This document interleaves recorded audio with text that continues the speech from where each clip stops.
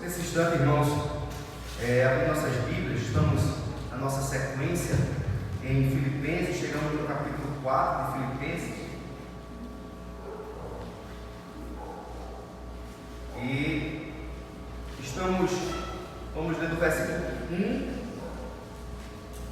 Filipenses 4, de 1 a 4.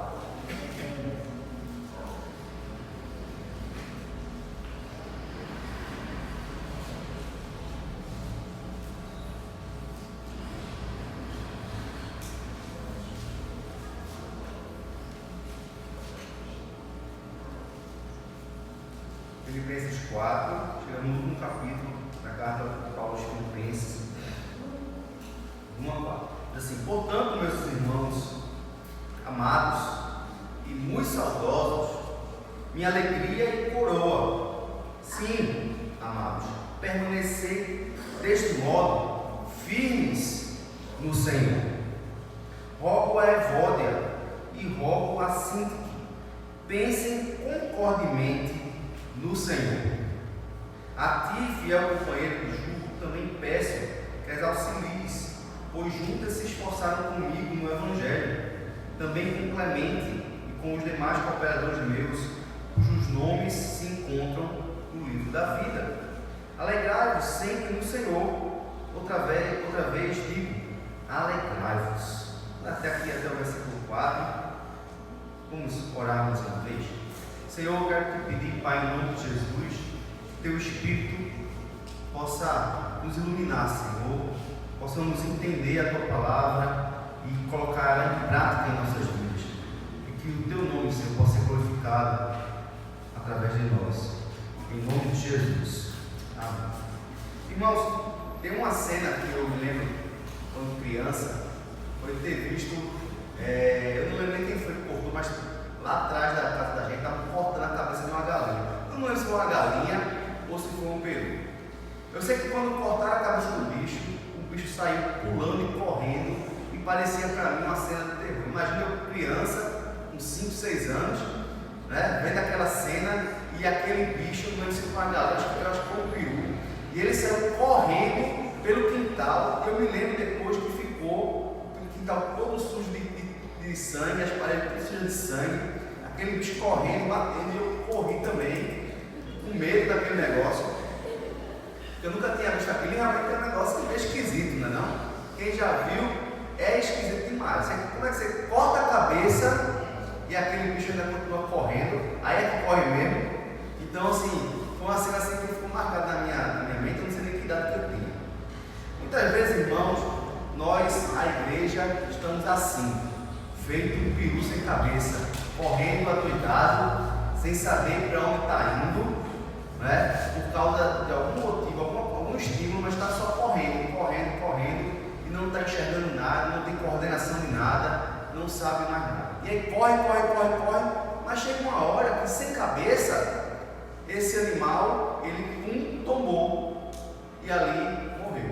Assim também é a igreja quando está correndo sem cabeça. Vai correr, mas chega uma hora que cai, e aí morre e não faz mais nada.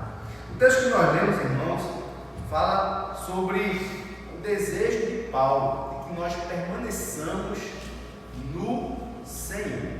Esse texto ele é precedido da exortação de Paulo em Filipenses, no capítulo 3, e ele estava falando dos inimigos da cruz de Cristo, daqueles que queriam perverter a igreja, queriam trazer doutrinas judaicas para o meio da igreja, e Paulo faz uma exortação firme para que possamos resistir a esse tipo de gente.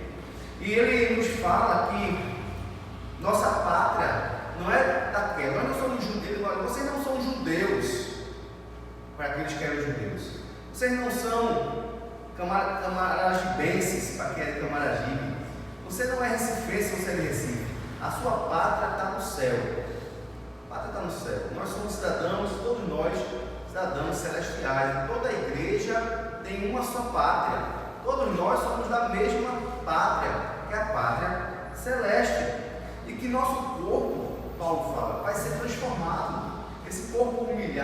cheio de problemas, de sofrimento, de dores, vai ser transformado e nós habitaremos eternamente com Cristo, com o mesmo corpo que Cristo tem, o corpo glorificado. E aí ele diz: portanto, por causa disso tudo, porque vocês não são cidadãos desse mundo, porque vocês não têm que se submeter mais às regras do judaísmo, porque o seu corpo será glorificado e todo sofrimento vai cessar. Portanto, meus amados irmãos e muito saudosos, eles chamam assim: minha alegria, vocês são minha alegria, vocês são minha coroa, vocês são aquilo que eu vou apresentar dentro de Deus, eu vou receber então os louros pelo trabalho, são os filhos na fé. Como é maravilhoso, irmãos, ter filhos na fé.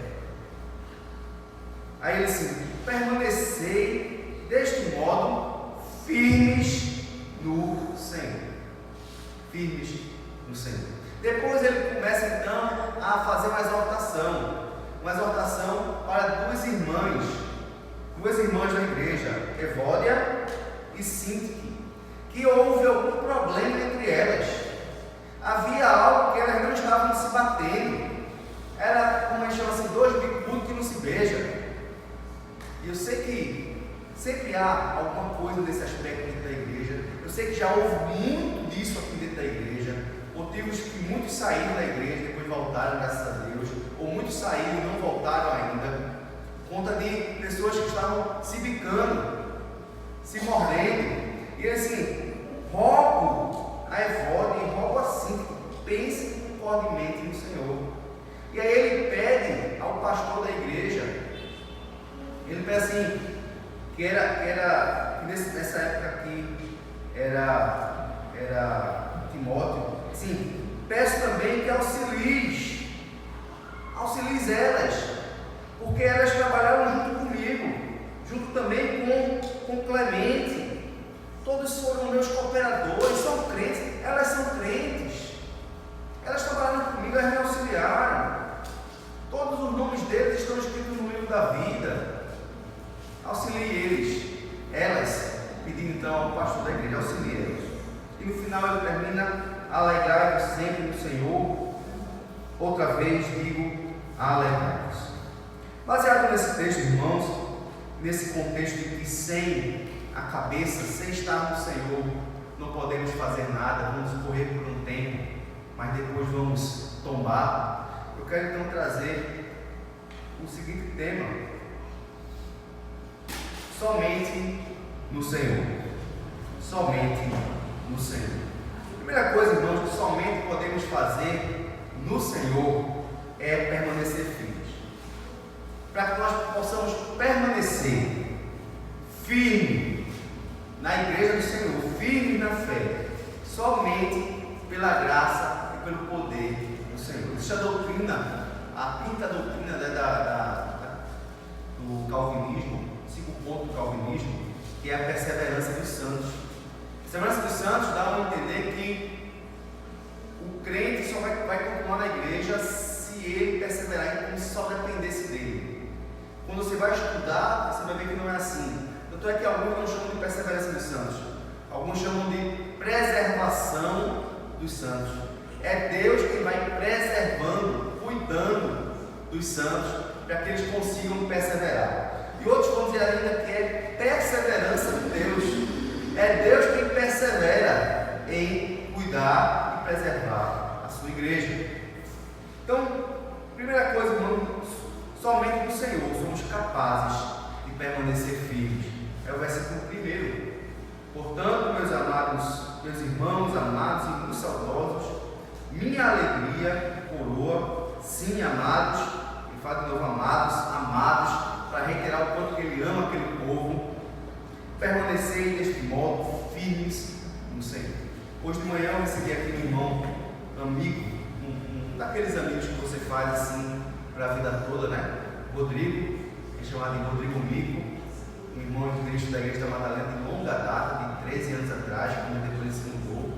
Hoje ele está em Sergipe, já fomos até visitar ele lá também em Sergipe.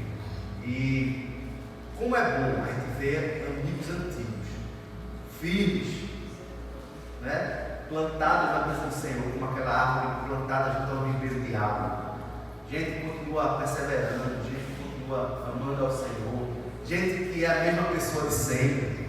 Você já percebeu que quando a gente encontra alguém na rua, e aí você sabe que a pessoa era crente, né? Você conheceu ele de igreja, assim, e aí você fica até com dúvida, você pode perguntar: Pai do Senhor, meu irmão, então graça e paz, então 4 igrejas que você está frequentando. Eu tenho receio de perguntar, porque o que nós temos visto é pessoas cada vez mais se distanciando do Evangelho, pessoas cada vez mais longe da palavra de Deus e cada vez mais se desviando dos caminhos do Senhor.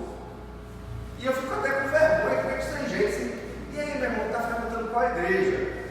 E muitas vezes, não frequentando nenhuma igreja não. Aí eu pergunto: o que foi que Jesus fez contra você? Que ele te magoou tanto? Não, Jesus não fez nada não. Então, não tem motivo nenhum para você abandonar o caminho do Senhor. E aí começa: não, aí a pessoa vai lá e vai dar um monte de desculpa esfarrapada, um monte de coisa que ele vai dizer, por que se afastou. Mas o que nós sabemos, irmãos, é que não tem desculpa. Não tem desculpa. Sabemos que sem Cristo a gente não pode fazer nada. Por isso que ele diz assim: permanecei deste modo firmes no Senhor. Irmãos, eu tenho que estar firme na igreja, somente na igreja, porque tem gente que está desviado dentro da igreja. Tem que estar firme na religião, tem que estar firme qualquer coisa, no ministério. Mas não é isso que a palavra diz. Nós temos que estar firmes onde? No Senhor. No Senhor. Lá em João, bota aí João 15, versículos 4 e 5, 4 a 6.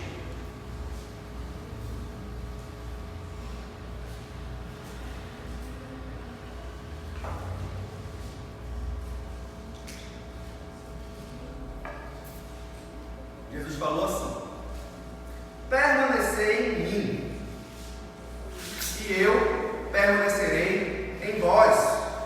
Como não pode o ramo produzir fruto de si mesmo, se não permanecer na videira, assim nem vós o podeis dar, se não permanecerdes em mim. Eu sou a videira, vós os ramos. Quem permanece em mim e eu nele, esse dá muito fruto, porque sem mim nada podeis fazer. Se alguém não permanecer em mim, será lançado fora, a semelhança do ramo, e secará, e o apanham, lançam no fogo e o queimam. Irmãos, precisamos então permanecer firmes no Senhor. Se a gente não fizer a nossa parte, estar na presença do Senhor, buscando o Senhor, nós vamos simplesmente ceder às pressões do mundo, porque não falta pressão no mundo, não falta tentação do diabo, não falta coisas que venham nos seduzir, e a nossa carne ela é fraca o suficiente para cair em qualquer obra do inimigo, e muitas vezes nem uma obra do inimigo, basta a nossa própria carne. Nós somos muitas vezes o nosso próprio inimigo. Muitas vezes nós procuramos a própria cova. Nós procuramos nossa própria cova. Cavamos, nos deitamos e ainda jogamos terra em nós mesmos. O diabo não precisa fazer nada. Por quê? Porque nós deixamos de permanecer, de estar junto, de estar ao lado. Hoje de manhã nós vimos quem perdeu, quem não veio para a escola dominical está perdendo. Pode ser que você está perdendo. Está deixando de aprender coisas valiosíssimas no livro de Apocalipse. Estamos no capítulo 14. E uma das características do crente, daqueles que estão entre os 144 mil, daqueles que vão cantar no novo cântico, é que ele permanece, ele anda junto ao Senhor, ele ouve a voz do Senhor, ele obedece ao Senhor, ele anda junto com Jesus. Ele permanece o tempo todo com o seu Senhor, com o seu Salvador. Ele anda em espírito, orando sem cessar. na presença de Cristo o tempo todo, em companhia do Senhor o tempo todo, é permanecer no Senhor. Não podemos desconectar do Senhor e viver nossa vida desconectado com Ele, tirando nossas próprias, usando nossa própria sabedoria, usando a nossa própria capacidade, pensando que tudo depende de nós. Não, irmãos, nada depende de nós. Os coaches da vida dizem que tudo depende de você. Claro, tem que haver um esforço pessoal, né? Deus ele não chama preguiçosos para a sua obra. Ele chama, vai ter com as formigas ao preguiçoso. Temos que trabalhar. Mas nós não trabalhamos como se a vida, como se o resultado dependesse do nosso trabalho. Ele trabalha porque nós estamos servindo, o trabalho é nosso ministério, o trabalho é nosso sacerdócio para Deus. E aí, no meio do trabalho, louvando a Deus, engrandecendo o nome do Senhor por meio do nosso trabalho, o Senhor então acrescenta e nos abençoa e nos dá o que nós necessitamos. É desse jeito. Mas nós andamos com o Senhor e sabemos que tudo depende de Deus, nada vem de nós. Jesus falou: sem mim nada podeis fazer, sem mim você é como um ramo que caiu do galho e que pode estar verde durante um tempo, mas logo depois esse ramo vai secar, e depois que ele secar ele vai apodrecer, e o vento vai bater e vai levar, e no final esse ramo vai ser lançado no fogo e vai queimar. Vai queimar, não tem jeito. Mas irmãos, permanecer em Cristo também significa permanecer na igreja. Também. Veja, permanecer no corpo de Cristo, né? Permanecer em Cristo também significa permanecer no corpo de Cristo, que é a igreja. Efésios 4, versículos 15 e 16.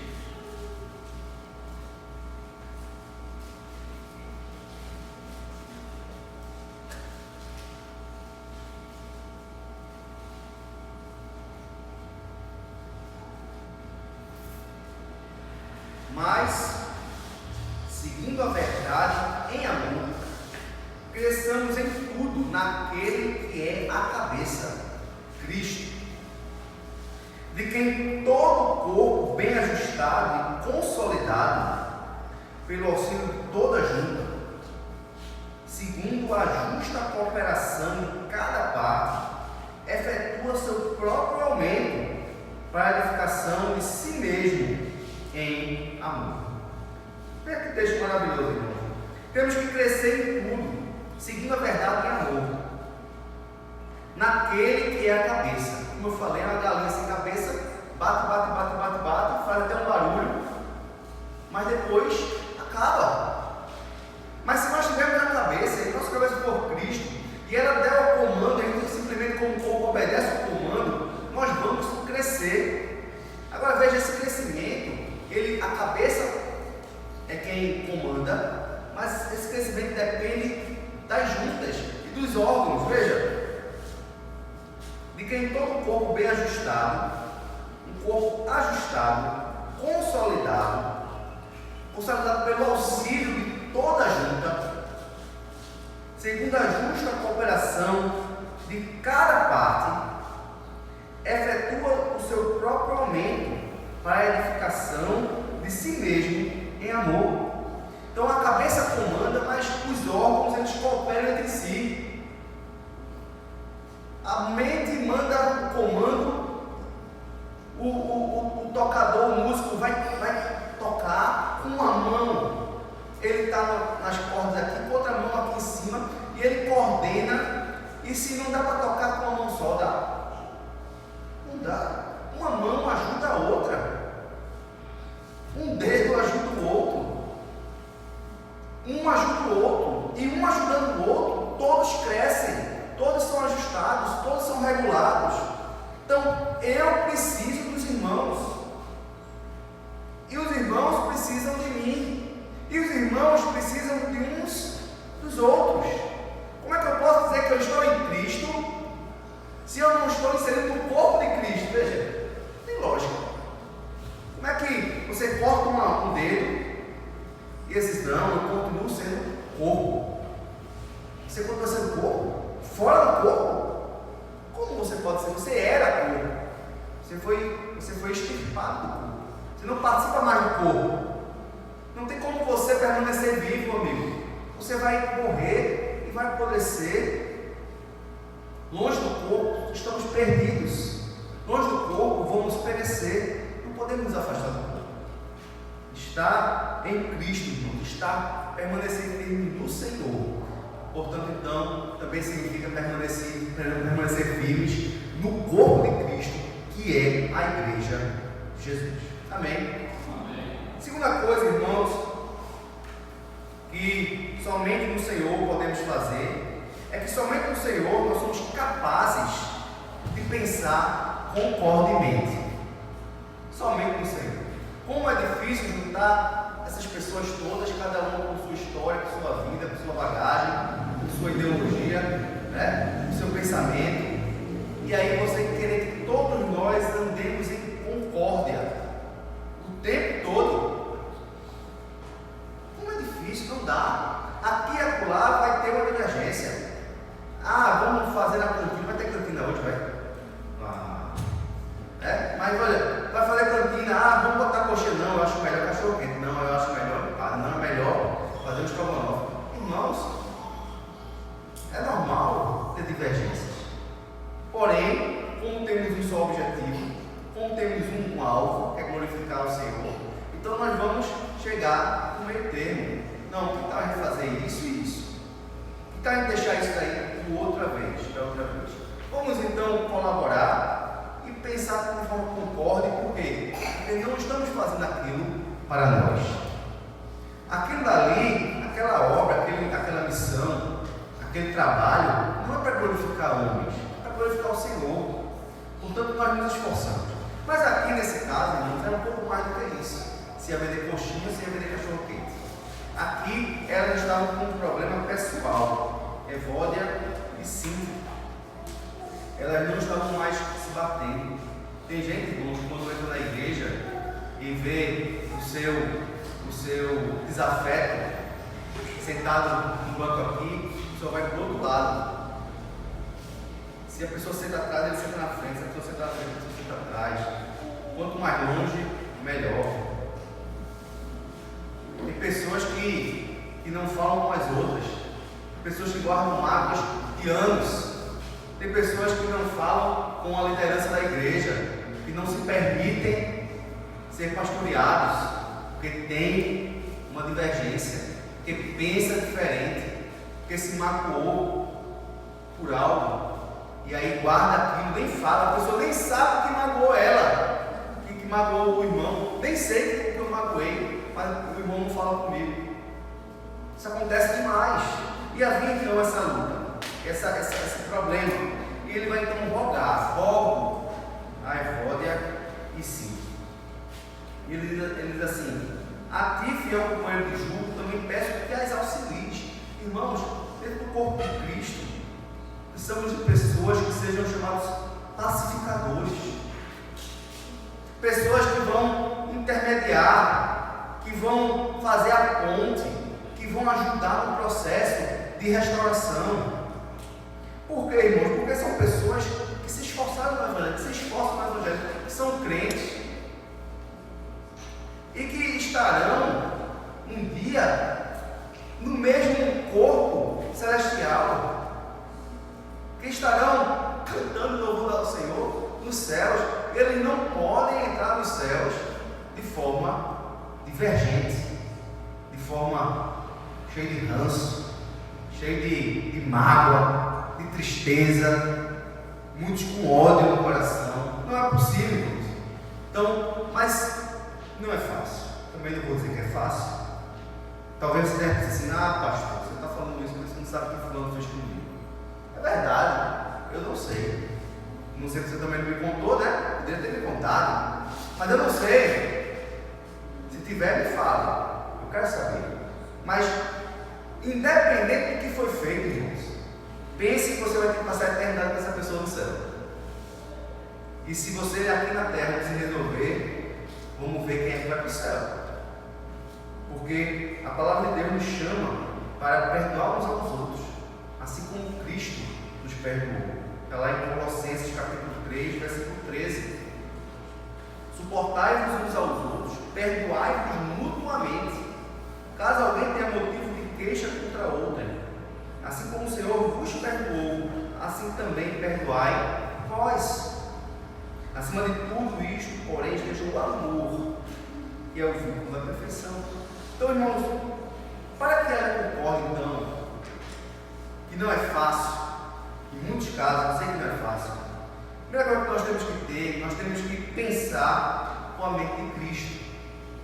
E somente no Senhor, quando eu estou no Senhor, quando eu estou ligado à mente de Cristo, quando eu estou em oração, em comunhão com Cristo, pensando como Cristo, permitindo que o Espírito Santo de Deus me direcione, que o Espírito Santo de Deus me quebrante, clamando ao Senhor que me mostre onde eu estou errando, como eu estou pecando. Quando eu estou no Senhor, aí o Espírito do Senhor, Ele não vai deixar você permanecer longe de um irmão. Ele vai lhe mostrar, Ele vai te chamar para resolver o problema, e Ele vai te dar um meio para isso. Primeira coisa, então, para que nós pensemos concordemente, é preciso que nós tenhamos a mente de Cristo, estejamos pensando como Cristo, que olhava quem o seu algoz e o perdoava. Não só Cristo, irmãos, assim como Estevão também falou isso, e outros homens também. Tem o pastor Geraldo Álvares, pregador na Cuba comunista, na década de 70, e na prisão, chamada prisão de Bonifácio, os comunistas fraturaram a cabeça de prisioneiros cristãos com macetes e os espancaram outros com barras de ferro. E o resultado desse massacre aí foram 70 feridos gravemente e 2 mortos. Um dos mortos foi o pregador Geraldo Álvares. Suas últimas palavras foram o quê? Pai, perdoa-lhes, porque eles não sabem o que fazem. Como alguém pode falar isso quando está sendo assassinado cruelmente? Como? Somente estando em Cristo. Somente tendo a mente de Cristo, porque você repete as palavras de Cristo. Se eu não estou em Cristo, irmãos, realmente eu não consigo perdoar, eu não consigo pensar concordemente com você.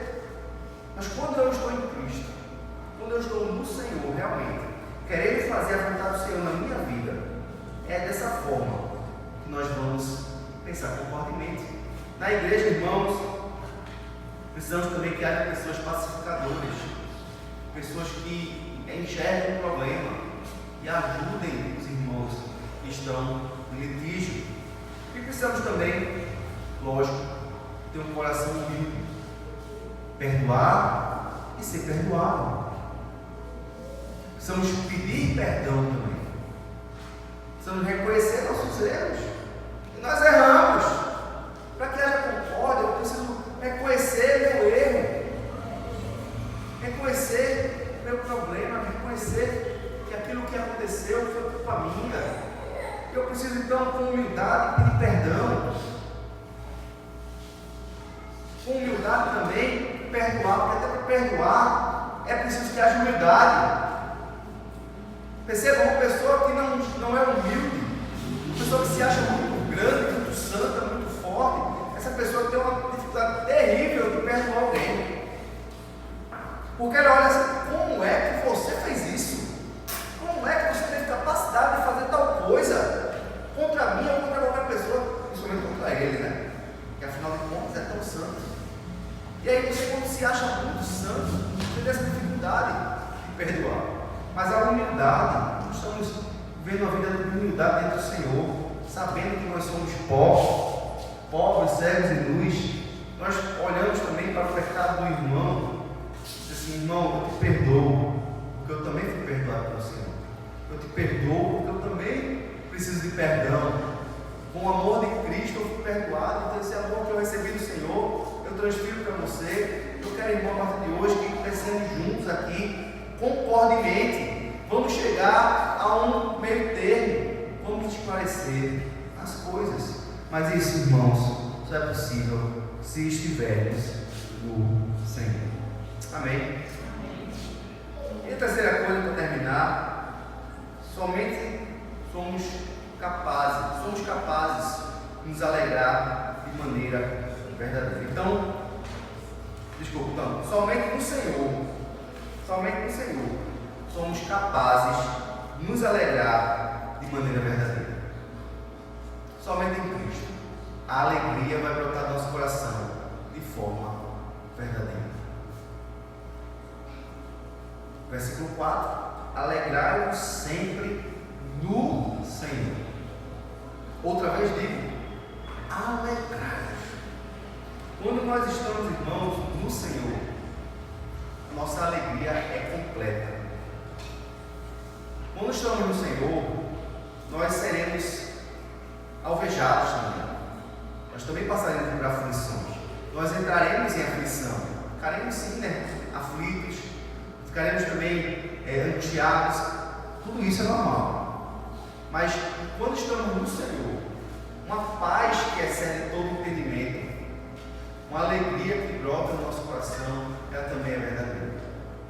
Em Abacuque, capítulo 3, versículo 17, um texto clássico, no qual o profeta diz assim: ainda que a figueira não floresça, nem haja fruto na vinha, produto da oliveira minta, e os campos não produzam mantimento, as ovelhas sejam arrebatadas do aprisco, e nos currais não haja gado, todavia eu me alegro no Senhor.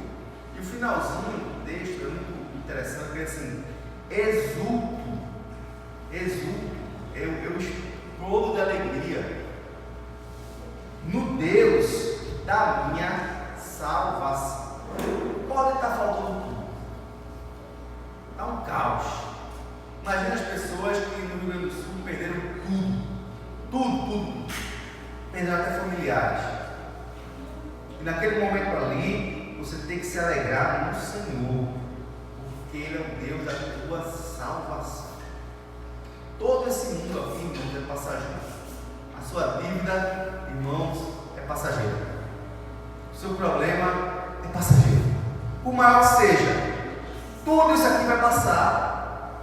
A palavra de Deus diz que toda lágrima será enxuta. Não haverá mais dores, não haverá mais sofrimento, não haverá mais dívida, não haverá mais conta para pagar. Tudo isso vai passar e momentaneamente estamos passando por uma aflição e é normal. Mas aquilo ali não pode tomar nosso coração a ponto de nos desesperarmos, acharmos que Deus nos esqueceu. Podemos falar como Jó: Deus deu, Deus tomou, louvado seja o Senhor. Precisamos nos concentrar e voltar nosso coração e permanecer nele. E não é fácil. Não é fácil. Não é fácil você saber que você é uma pessoa crente e responsável, saber que tem compromissos, e aí você diz: como é que eu vou honrar com esse compromisso? E eu disse: Senhor, eu quero honrar o compromisso. E a palavra nos chama para colocar isso com nossas orações, com súplicas e ação de graças, que é um texto que a gente vai ver no próximo mês, na próxima semana. Você coloca diante de Deus com orações, com súplica e com ações de graças, já agradecendo. E quando nós agradecemos, irmãos, ele está dizendo para Deus: Deus, eu estou alegre, porque eu sei que o Senhor há de providenciar, como o Senhor sempre providenciou. Sempre providenciou.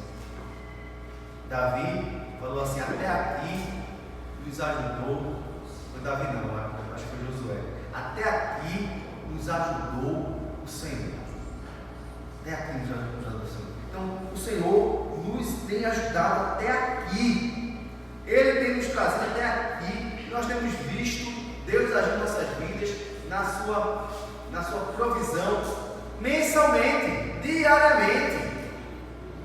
Mas muitas vezes ele acha que Deus me ajudou até aqui e amanhã ele não vai mais me ajudar. E aí entramos em desespero, em angústia, em sofrimento, começamos a fazer coisas feito aquela galinha que perdeu a cabeça, atabalhoada. Sem nos concentrar, sem nos trazer novamente a presença do Senhor, sem lembrar que Ele é o nosso Deus provedor, e que Ele não falha, e que Ele sabe das nossas necessidades.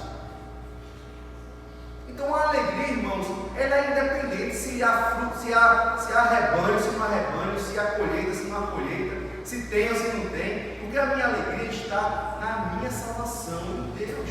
Eu estarei com Deus perpetuamente, porque os meus pecados foram perdoados e não há mais condenação para mim. Esse é o meu grande problema, ou era meu grande problema. Os meus pecados foram perdoados, então nós não temos mais problemas, irmãos. Todo o restante o Senhor resolve para nós, como nós cantamos, não tenha sobre ti nenhum cuidado, qualquer que seja. Porque somente um seria muito para ti. E é de Deus o trabalho. A nossa função é nos alegrar no Senhor, renovar nossa fé no Deus da nossa salvação. Mas, irmãos, a alegria, ela também é um fruto do Espírito. Já parou para pensar nisso? A alegria, irmãos, é um fruto do Espírito. Gálatas 5:22. Mas o fruto do Espírito é amor, alegria, paz, longanimidade, benignidade, bondade, fidelidade. Então, a alegria, sentir uma alegria, esse tipo de alegria, veja, não é alegria porque seu time fez um gol, não é alegria porque você ganhou um dinheiro, não é alegria porque você teve um filho, que é bênção. Todos esses são motivos de alegria. Não tem problema gritar gol, não tem problema, né, ficar alegre porque você conseguiu um emprego, conseguiu um dinheiro. Isso é bom. Eu não estou falando desse tipo de alegria, estou falando daquela alegria espiritual, aquela alegria sobrenatural que você tem no coração, independente se há gado, se há mantimento, se há fruto na videira. Independente. É uma alegria milagrosa, irmãos, porque é milagre. Só um milagre. E quando é que nós conseguimos essa alegria? Quando nós estamos exercitando o fruto do Espírito.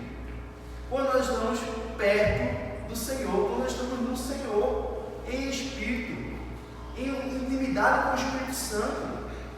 E os frutos do Espírito então se manifestam em nossa vida. Mas somente conseguimos isso no Senhor, em intimidade com o Senhor, em confiança no Senhor. Somos muitas vezes, irmãos, como os discípulos no barco, com Cristo dormindo, e o vento batendo, as ondas batendo, o vento soprando, e ali eles entram em desespero e esquecem que Jesus está dentro do barco. Muitas vezes nós esquecemos que Jesus está no barco e nos desesperamos, achamos que o barco vai afundar com o próprio Deus dentro. Veja que absurdo. Estamos como eles. E nossa alegria foi para longe, pelo contrário. Estamos apavorados. E muitas vezes o pavor, nós nos voltamos contra Deus. Deus! Como foi para Jesus, como é que tu pode ficar dormindo enquanto a gente está aqui aperreado? Então, Deus, quando tu está dormindo, acorda.